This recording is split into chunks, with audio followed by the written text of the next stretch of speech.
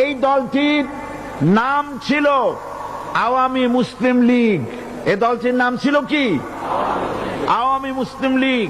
তখন তারা নারায়ে তাকবীর, আল্লাহু আকবার ধ্বনি দিত, স্লোগান দিত, কিন্তু ধর্মনিরপেক্ষ মতবাদ দলীয় আদর্শ হিসাবে গ্রহণ করার কারণে নারায়ে তাকবীর, আল্লাহু আকবার এই স্লোগান তারা বর্জন করেছে।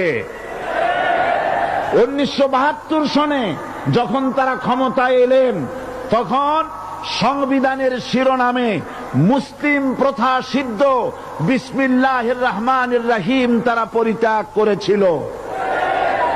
সমস্ত বিশ্ববিদ্যালয়ের মনোগ্রাম থেকে ইকরা বিসমি রব্বিকাল্লাযী খালাক, রব্বি জিদনি ইলমা, এটাকে তারা বাদ দিয়েছিল।